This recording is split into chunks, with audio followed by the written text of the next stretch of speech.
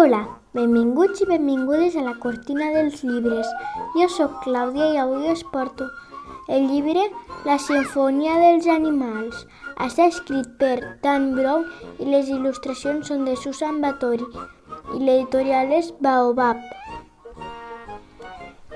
Este llibre és de un munt de poesies d'animals. I a cada pàgina és una simfonia i ens dona un consell per ser millors persones. I en llegiré dos. El cangú saltador. Cangu, cangu, canguret, vull saltar del revés i del dret. Salta en l'aire, amunt i avall, salta arreu fent un ball.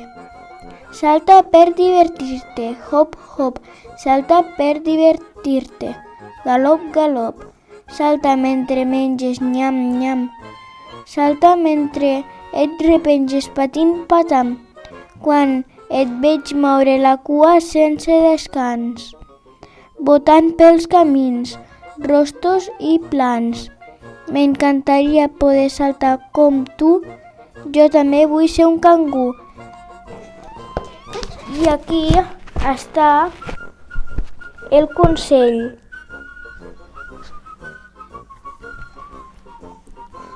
És genial admirar les habilitats dels altres, però no oblidis que tu tens un talent especial. La closca de l'armadillo. L'armadillo és intel·ligent. Té una gran closca, un color ingent. La closca l'ajuda a passar els dies negres.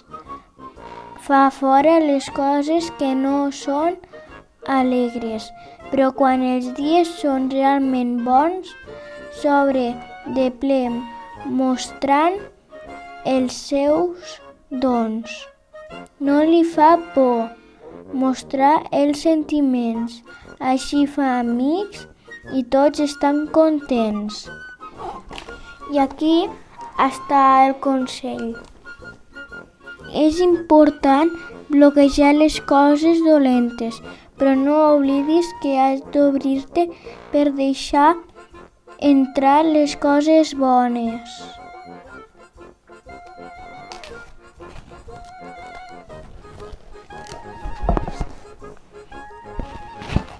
Aquí hi ha una lletra R i serveix perquè tens que trobar totes les lletres d'esta pàgina i així trobaràs una paraula que és un instrument.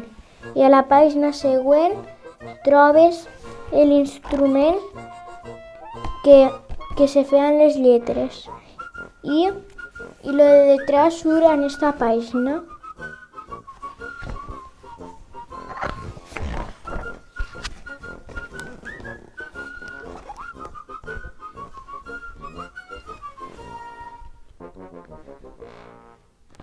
A les primeres pàgines hi ha un codi QR per a descarregar-te l'aplicació on hi ha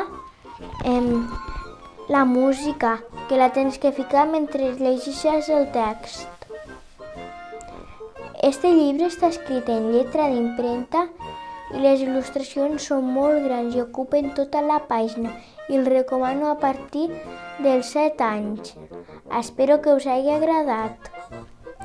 Adeu! Dóna-li al like si t'ha agradat el vídeo i no t'oblidis de subscriure't al canal i tocar la campaneta per a no perdre cap notificació.